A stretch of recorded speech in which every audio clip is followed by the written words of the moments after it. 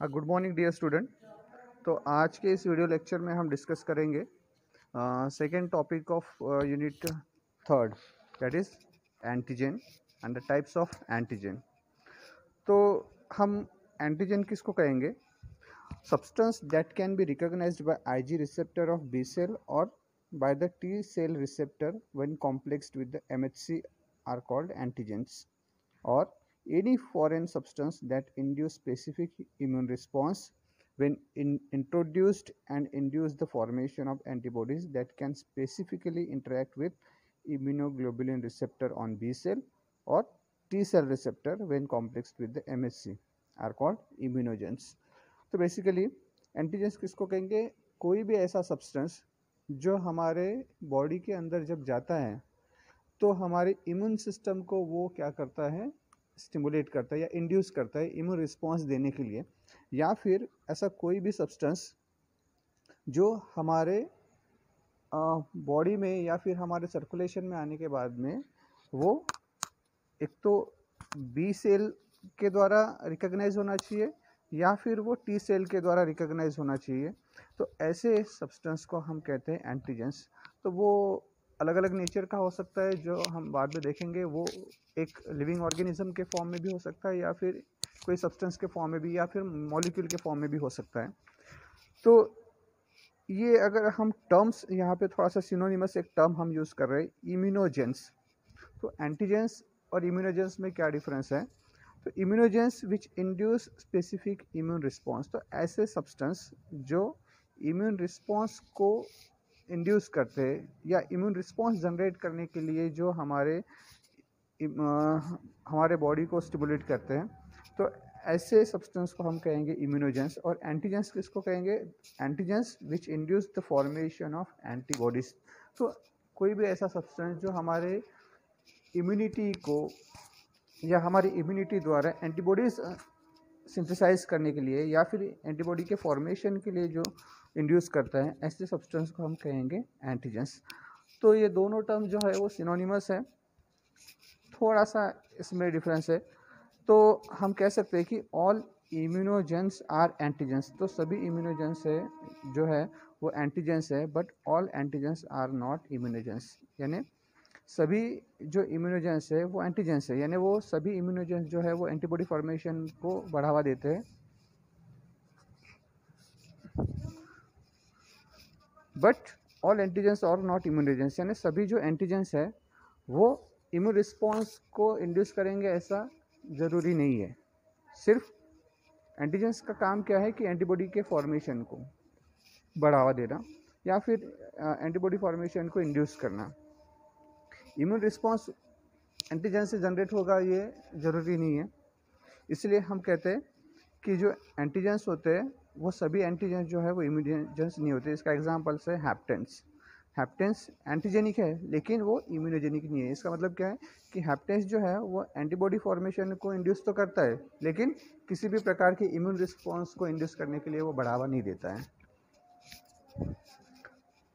अब इस डायग्राम से हम या फिर इस फ्लो डायग्राम से हम थोड़ा सा देख पाएंगे कि इम्यूनोजेनिसिटी वर्सेस एंटीजेनिसिटी।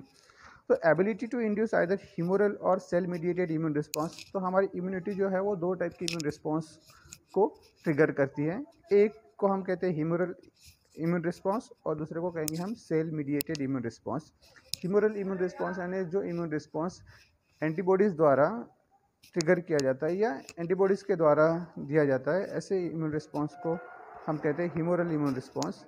और जो टी सेल द्वारा या जो हमारे इम्यून सिस्टम के जो भी सेल्स हैं उनके द्वारा जो इम्यून रिस्पांस दिया जाता है, ऐसे इम्यून रिस्पांस को हम कहते हैं सेल मीडिएटेड इम्यून रिस्पांस।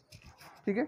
तो इम्यूनोजेनिसिटी यानी क्या होता है? जब बी सेल को जब एंटीजन रिकॉग्नाइज करता है या जब बाइंड करता है तो बी सेल एक्टिवेट होके that is differentiated into effector B cell and memory B cell. Further, effector B cell is differentiated into plasma cell, which finally secretes antibodies. तो ये एक इम्यून रिस्पॉन्स जनरेट होता है जब बी सेल कोई भी antigens को रिकॉग्नाइज करता है। तो एंटीबॉडीज़ के द्वारा जो है वो इम्यून रिस्पॉन्स जनरेट किया जाता है। उस इम्यून रिस्पॉन्स को हम कहते हैं humoral immune response.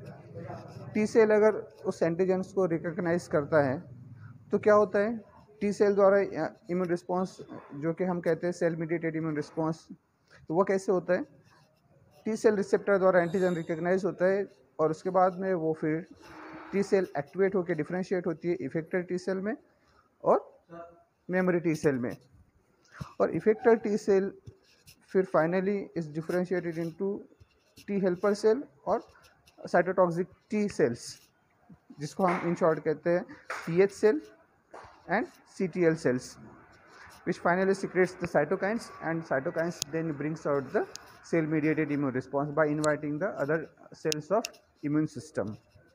Antigenicity, as already we have discussed, it is the ability to combine specifically with the product of above responses that are either secreted antibody और sensitize T cell. यानी antigenicity यानी क्या है, कोई भी अगर molecule जो है अगर वो टी सेल को बाइंड करता है या फिर बी सेल को बाइंड करता है तो इस टाइप के सब्सटेंस को हम, इस टाइप की प्रॉपर्टी को बेसिकली हम कह सकते हैं antigenicity.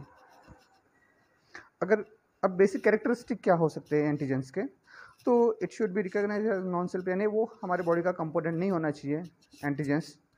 It should be susceptible for processing, यानी उस वो जो भी सब्सटेंस है जिसको हम एंटीजेंस कहेंगे that should be susceptible for processing, यानी हमारे इम्यून सिस्टम के सेल्स जो है उसके ऊपर एक्ट होने चाहिए। इसके बाद में processing should occur in physical and chemical limitations that can stimulate immune response, यानी नॉर्मली हमारे जो फिजियोलॉजिकल कंडीशंस है उसमें उसका प्रोसेसिंग होना चाहिए, ऐसे सब्सटेंस को हम कह सकते हैं एंटीजेंस। उसके बाद में उसकी प्रॉपर्टी क्या है, the most effective antigens are large rigid chemically complex that can be degraded readily into the soluble fragments that can be recognized by the immune system। तो जो एंटीजेंस रहेगा जितना ज़्यादा लार्ज रहेगा, जितना ज़्यादा रिजिड रहेगा या केमिकली कॉम्प्लेक्स रहेगा, जिसको हम रेडीली डिग्रेड कर सकते हैं सोल्यूबल फ्रैगमेंट्स में, और जो सोल्यूबल फ्रैगमेंट्स रहेंगे उनको इजीली रिकॉग्नाइज कर पाएंगे हमारी इम्यून सिस्टम, ऐसे सब्सटेंस को हम कह पाएंगे एंटीजेंस। अब ये इम्यूनोजेनिसिटी को कौन से फैक्टर्स अफेक्ट करते हैं, तो पहला है foreignness, molecular size, structural stability, उसके बाद में chemical composition, susceptibility to antigen processing, genetical aspects and route of administration. तो पहला जो है वो है फॉरेननेस। तो वो सब्सटेंस जो है वो जितना ज़्यादा हमारे बॉडी से अलग रहेगा, यानी जितना ज़्यादा वो हमारा नॉन सेल्फ कंपोनेंट रहेगा या हमारे ज़्यादा जितना वो डिस्टेंटली रिलेटेड रहेगा, तो वो उतना ज़्यादा इफ़ेक्टिव एंटीजन करके काम करेगा हमारे लिए, हमारे इम्यून सिस्टम के लिए, या फिर उसकी इम्यूनोजेनिसिटी जो रहेगी वो उतनी ज़्यादा रहेगी। मॉलिक्यूलर साइज यानी usually larger molecules with the high molecular weight are good immunogens, यानी जितना ज़्यादा मॉलिक्यूलर वेट ज़्यादा रहेगा उस सब्सटेंस का वो उतना ज़्यादा इम्यूनोजेनिसिटी क्या करेगा, शो करेगा, यानी वो उतना ज़्यादा हमारे इम्यून सिस्टम को वो स्टिमुलेट करेगा इम्यून रिस्पॉन्स जनरेट करने के लिए। तो यूजुअली मॉलिक्यूलर वेट अगर 5000 से 10,000 से कम है तो हम कह सकते हैं कि वो कैसे रहेगा, वो पुअर इम्यूनोजेंस करके रहेगा, यानी उसके पास जो हमारी इम्यून रिस्पॉन्स को ट्रिगर करने की जो एबिलिटी रहेगी वो थोड़ा कैसे रहेगी, कम रहेगी। स्ट्रक्चरल स्टेबिलिटी, तो cells of immune system can recognise the molecules with the stable structure. तो यूजुअली जितना ज़्यादा स्टेबल स्ट्रक्चर रहेगा उतना ज़्यादा इम्यूनोजेनिसिटी जो रहेगी वो ज़्यादा रहेगी उस सब्सटेंस की या उस मॉलिक्यूल की। तो हाईली फ्लेक्सिबल जो भी मॉलिक्यूल्स होते हैं जिनका विदाउट फिक्स्ड शेप और are called as the poor antigens. For example, gelatin, which is the flexible molecule and hence it is considered as a poor immunogen. अगर मॉलिक्यूल्स में अगर हम देखेंगे मैक्रोमॉलिक्यूल्स में, तो protein are better antigens than the carbohydrates, lipids and nucleic acid, यानी अगर immunogenicity अगर हम देखेंगे तो प्रोटीन्स की सबसे ज़्यादा है as compare to carbohydrates, lipids and nucleic acid. Chemical composition, तो यूजुअली जितना ज़्यादा वो कॉम्प्लेक्स मॉलिक्यूल रहेगा फॉर एग्जांपल के लिए हम देखते हैं, अगर वो होमोपॉलीमर है तो वो क्या रहेगा, पुअर इम्यूनोजन रहेगा डिस्पाइट ऑफ देयर साइज, यानी उसका जो साइज़ रहेगा वो साइज़ मैटर नहीं करेगा अगर वो होमोपॉलीमर है तो। अगर वो होमोपॉलीमर है तो वो क्या रहेगा, पुअर इम्यूनोजन रहेगा। अगर हेटेरोपॉलीमर है तो वो ज़्यादा इफ़ेक्टिव इम्यूनोजेनिसिटी शो करेगा, क्योंकि उसका जो उसकी जो बायोकेमिस्ट्री है, या हम कहेंगे कि उसके केमिकल कॉम्प्लेक्सिटी की वजह से जो रहेगा वो कैसे रहेगा, एक स्ट्रॉन्ग इम्यूनोजेनिक रहेगा। ससेप्टिबिलिटी टू एंटीजन प्रोसेसिंग, यानी अगर कोई मॉलिक्यूल है, अगर वो हमारी इम्यून सिस्टम के सेल्स अगर उसको डिग्रेड नहीं कर पा रहे या प्रोसेस नहीं कर पा रहे, तो हम कह सकते हैं कि वो कैसा है, पुअर इम्यूनोजेनिक है। तो जितना ज़्यादा ससेप्टिबल रहेगा हमारी इम्यून सेल्स के प्रोसेसिंग के लिए, वो उतना ज़्यादा क्या रहेगा, इफेक्टिव इम्यूनोजेन रहेगा। जेनेटिकली एस्पेक्ट, यानी antigens which share same genetical biochemistry are poor immunogens, यानी अगर एंटीजेंस है, अगर वो हमारे ही जेनेटिकल बायोकेमिस्ट्री से रिलेटेड है या हमारा सेम जेनेटिकल बायोकेमिस्ट्री वो शेयर कर रहा है या शो कर रहा है, तो हम कहेंगे कि वो कैसा है, पुअर इम्यूनोजेन है। तो जेनेटिकली वो जितना ज़्यादा डिस्टेंटली रिलेटेड रहेगा तो वो क्या कहलाएगा, वो एक इफ़ेक्टिव इम्यूनोजेन कहलाएगा। तो रूट ऑफ एडमिनिस्ट्रेशन है, हर एक जो एंटीजन होता है उसका एक स्पेसिफिक रूट ऑफ एंट्री होता है। तो वो जो एंटीजन रहेगा, अगर वो प्रॉपर वे से ही अगर हमारे बॉडी में एंटर करता है तो ही वो क्या कहलाएगा, एक इफ़ेक्टिव या गुड इम्यूनोजन कहलाएगा। अगर वो अपने नॉर्मल या specific portal way of entry से अगर वो एंटर नहीं करता है तो वो उतना ज़्यादा इफ़ेक्टिव इम्यूनोजन नहीं रहेगा। इसके बाद में एक शॉर्ट टर्म है, complete antigen and incomplete antigen. Complete antigen किसको कहेंगे, अगर दोनों प्रॉपर्टी अगर वो शेयर करता है, immunogenicity and immuno reactivity. Immunogenicity यानी अगर वो इम्यून रिस्पॉन्स अगर वो इंड्यूस करता है, इम्यूनो रिएक्टिविटी यानी क्या है कि जो भी इम्यून सेल्स है, जैसे वो बी सेल के साथ में अगर कंबाइन हो सकता है या फिर टी सेल के साथ में वो कंबाइन हो सकता है या रिएक्ट कर सकता है, तो इसको हम कहते हैं इम्यूनो रिएक्टिविटी। ठीक है। इनकम्प्लीट एंटीजन किसको कहेंगे, अगर वो सिर्फ इम्यूनो रिएक्टिविटी अगर शो करता है, ठीक है, तो ऐसे एंटीजन को हम कहेंगे इनकम्प्लीट एंटीजन। फॉर एग्जांपल, अब हैप्टन सिर्फ क्या करता है, इम्यूनो रिएक्टिविटी शो करता है, तो हैप्टन क्या है, एक इनकम्प्लीट एंटीजन है। यानी ये सिर्फ जो है एंटीबॉडी के साथ में रिएक्ट कर सकता है या फिर टी सेल के साथ में वो रिएक्ट कर सकता है। तो ये जो है सिर्फ इम्यूनो रिएक्टिविटी शो करता है, लेकिन वो जो है इम्यूनोजेनिसिटी शो नहीं करता, यानी पर्टिकुलर एक इम्यून रिस्पॉन्स वो ट्रिगर नहीं करता। ऐसे मॉलिक्यूल या ऐसे एंटीजन को हम कहेंगे इनकम्प्लीट एंटीजन। वही अगर कैरियर की बात हम करते हैं, तो कैरियर जो है इम्यूनोजेनिक होता है, यानी ये इम्यून रिस्पॉन्स को शो करता है। तो जब हैप्टेन को हम मिक्स करते हैं कैरियर के साथ में, तो हैप्टेन क्या है, इम्यूनो रिएक्टिव मॉलिक्यूल है, और कैरियर क्या है, इम्यूनोजेनिक मॉलिक्यूल है। तो जो दोनों को हम जब साथ में मिलाते हैं तो ये बन जाता है कंप्लीट एंटीजन। ठीक है। तो ये डायग्राम जो है, ये आपको डायग्राम से पता चल जाएगा, हैप्टेन मॉलिक्यूल्स है और ये कैरियर मॉलिक्यूल्स है। ये जब दोनों मिल जाते हैं, the combined structure is called as the complete antigen, which will trigger the immune response and as well as it will react with the cells of immune system or the products of the immune response.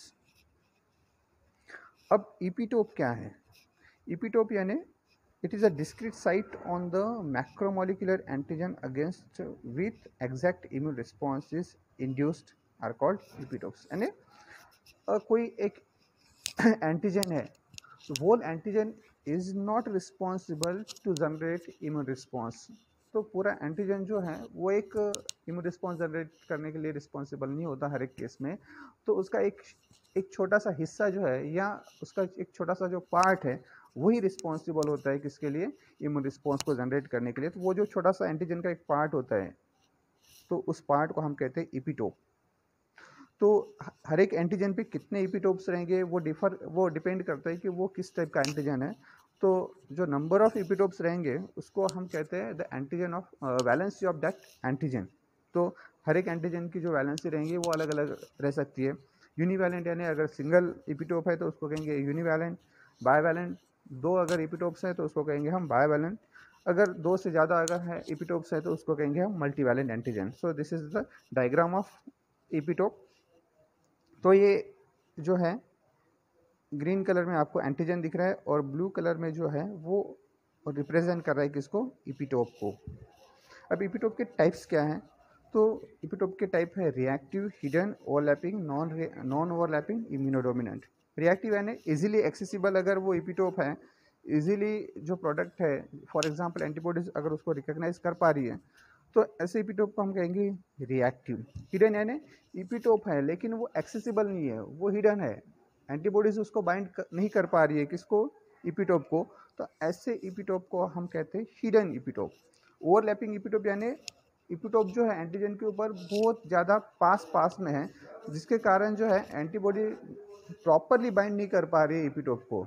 दोनों इपिटोप क्या है, antigen पे बहुत पास है, वो बहुत nearly located है, जिसके कारण जो है एंटीबॉडी जो है वो प्रॉपरली बाइंड नहीं कर पा रही है हर एक इपिटोप को। तो ऐसे टाइप के इपिटोप को हम कहते हैं ओवरलैपिंग इपिटोप।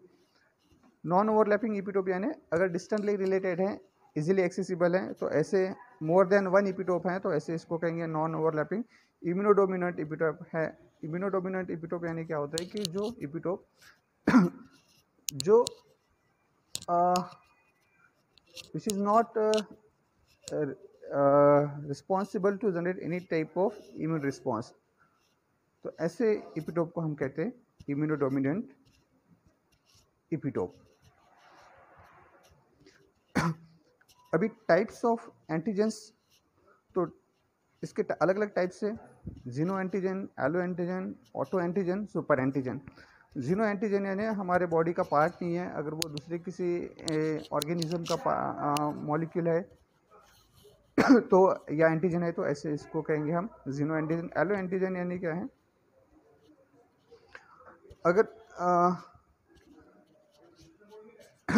सेम स्पीसीज से बिलोंग करता है एंटीजन, तो ऑर्गेनिज्म डिफरेंट है लेकिन वो सेम स्पीसीज से बिलोंग करता है तो उसको कहते हैं हम एलो एंटीजन। ऑटो एंटीजन यानी हमारा अगर खुद के बॉडी का, अगर किसी भी ऑर्गेनिज्म के खुद के बॉडी का अगर वो एंटीजन है तो उसको कहेंगे हम ऑटो एंटीजन। सुपर एंटीजन यानी क्या है, antigens which can activate large fractions of T cell, यानी अगर टी सेल ज़्यादा नंबर में अगर वो टी सेल को एक्टिवेट कर पा रहा है तो ऐसे एंटीजन्स को हम कहते हैं सुपर एंटीजन। सिक्वेस्टर्ड एंटीजन्स यानी क्या है, जो एंटीजन्स यूजुअली हाइड रहते हैं हमारे सर्कुलेशन से, वो अनएक्सेसिबल रहते हैं। तो फॉर एग्जांपल कुछ हमारे ब्रेन के सेल्स होते हैं या फिर लेंसेस ऑफ आइज और स्पर्मेटोजोआ, ये कभी सर्कुलेशन में नहीं आते, तो ये हमेशा यूजुअली क्या होता है हाइड रहते हैं। तो ऐसे एंटीजन्स को हम कहते हैं sequestered antigen. On the basis of chemical nature अगर हम देखेंगे तो उस एंटीजन्स का केमिकल नेचर कैसा है या उसकी बायोकेमिस्ट्री कैसे है, उसके बेसिस पे प्रोटीन्स, अगर वो अमीनो एसिड से बना है तो उसको कहेंगे हम वो प्रोटीनेशियस एंटीजन है। अगर कार्बोहाइड्रेट से बना है तो उसको कहेंगे हम पॉलीसैकेराइड्स या कार्बोहाइड्रेट एंटीजेंस। अगर वो उसका नेचर न्यूक्लिक एसिड का है तो वो उसको कहेंगे हम न्यूक्लिक एसिड एंटीजेंस। और लिपिड, अगर उसका नेचर अगर लिपिड्स का है तो वो लिपिड एंटीजन।